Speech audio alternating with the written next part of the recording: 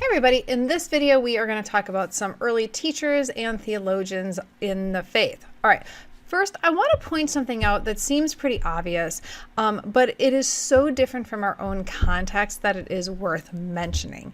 In the earliest church, you have the apostles kind of standing up as church authority, all right?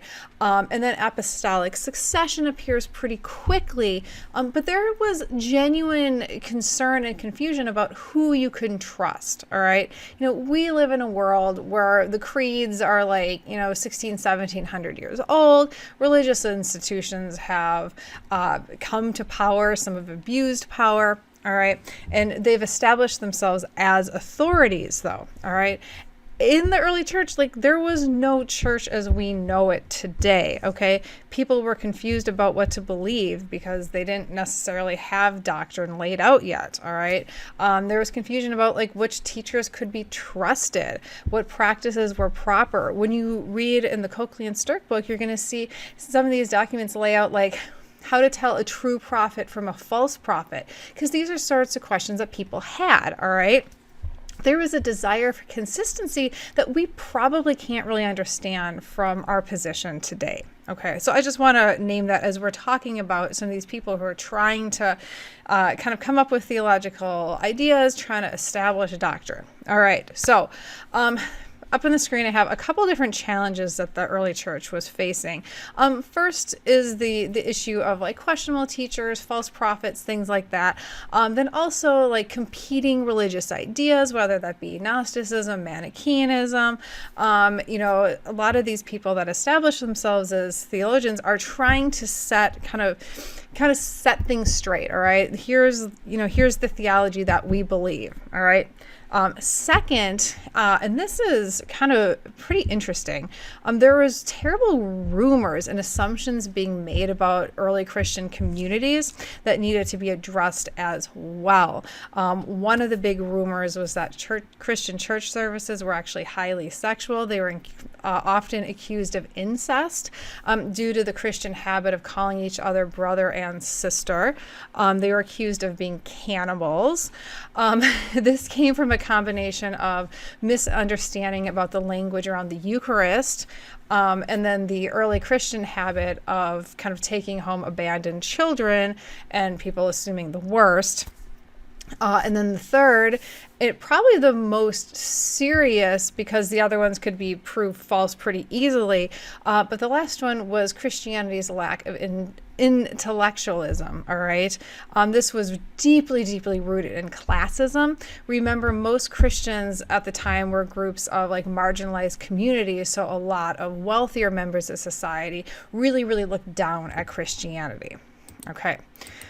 So let's look at a couple of these early figures. First is Justin Martyr. It's the name because he was martyred. We'll talk about that more next video. He was born in Samaria to Greek colonists, but later moved to Rome, and he converted to Christianity probably in the year 135. Greek philosophy is really, really central to his work. Two of his works, First Apology and Second Apology, argue that Christian teachings embodied the best of Greek philosophy. Just think about that for a minute, okay?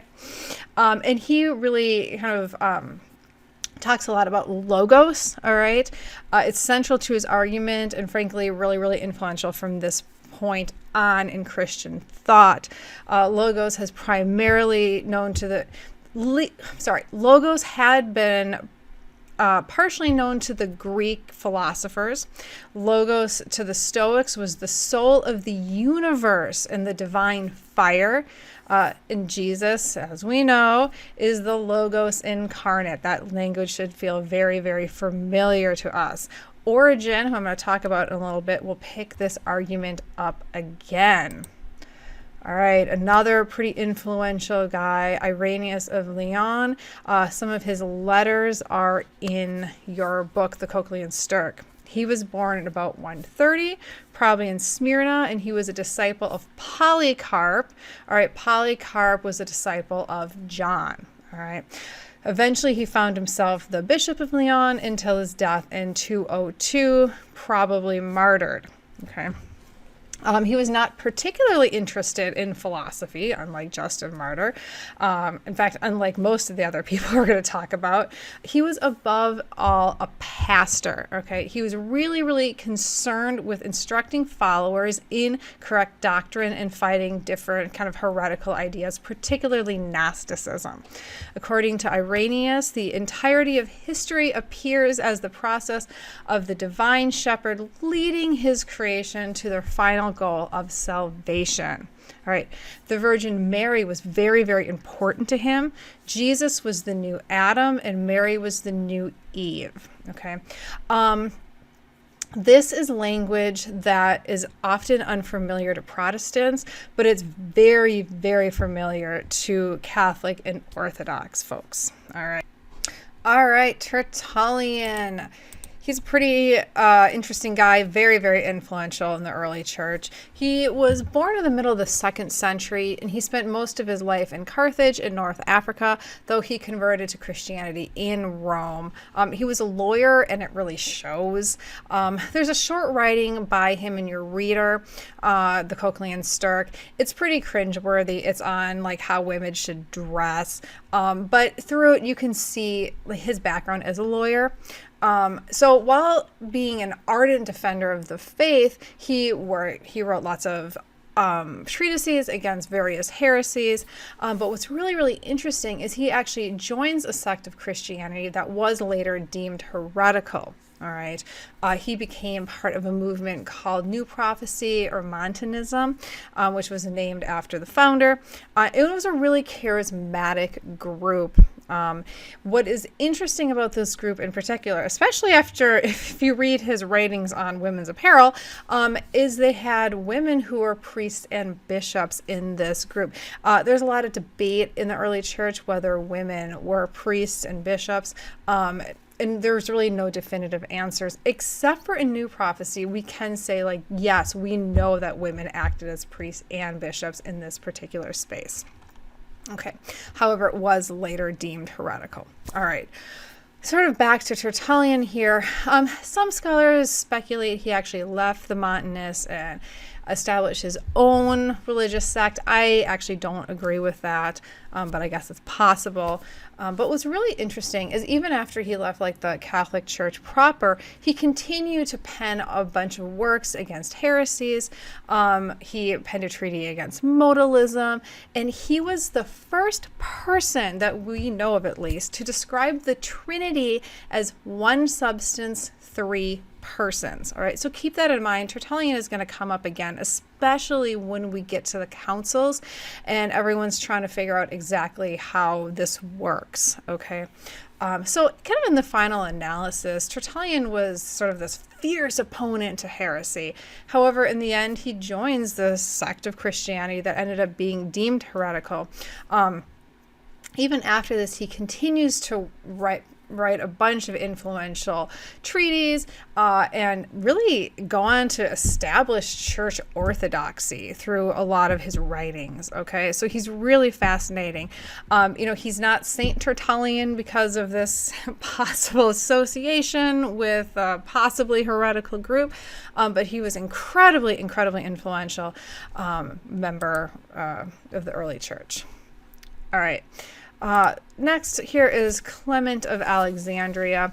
I won't spend a ton of time on him. To kind of simplify his works, he wanted to prove that Christianity was not anti-intellectual to pagan intellectuals. Okay, I mentioned earlier people criticized it for that. He was really, really concerned about this. All right, he used the philosophers. Okay, he argued that a good part of Christian doctrine can be supported by Plato's philosophy. Right. He argued that philosophy was given to the Greeks just as the law was given to Moses. Both can lead you to the ultimate truth, which is Jesus Christ. There's a strong correlation between faith and reason here. This becomes completely embedded in Catholic theology. All right. And then his disciple here, Origen of Alexandria. Origen was a disciple of Clement, but he takes things further. His father was martyred, and as a young man, Origen had the prestigious job of training catechumens, or people training to be Christians, in Alexandria. All right, he ran a school of Christian philosophy, and he was one of the premier Platonists of his day. Finally, under Decius's persecution, he was martyred, or rather died later from the martyrdom. What is it's actually kind of a funny story. His father was getting martyred, and he wanted to be martyred. All right, he wanted to be a witness for the faith, and his mother actually hid all of his clothes so he couldn't leave the house, and that's why he was not martyred in that first round where his father died. All right, Origen was brilliant. He produced an astonishing amount of work. Sadly, much of it was destroyed. Later, looking back, people decided a bunch of his thoughts and ideas were heretical, and they burned a bunch, especially under like Emperor Justinian in the East, who you'll learn about more this semester. But he was so creative, all right? And this is before doctrine was established, so he was trying things out. So here on the screen I have, why isn't Origen a saint? All right.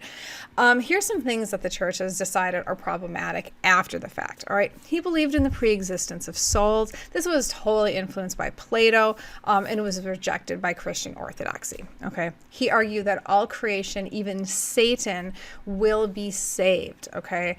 However, this leaves open the possibility that the universe will fall again, and all this will repeat. All of this will be rejected. Now, I actually do want to mention that even though he was a universalist, he believed that everyone would like pay for their sins kind of through a purification process. So it wasn't just this kind of happy, like everyone's saved, everyone goes to heaven. It's different than that. Okay. Another reason he was probably never canonized is he castrated himself. Harming the body that God created for you was very strongly rejected and condemned by the church. So no, he isn't a saint, but he isn't a heretic either. Certain writings have been condemned for heretical thought and unfortunately destroyed. I wish we had it all. I really like Origen. But other writings are really influential in the church. Okay, so without question, though, he is one of the most important Christian theologians in the early church.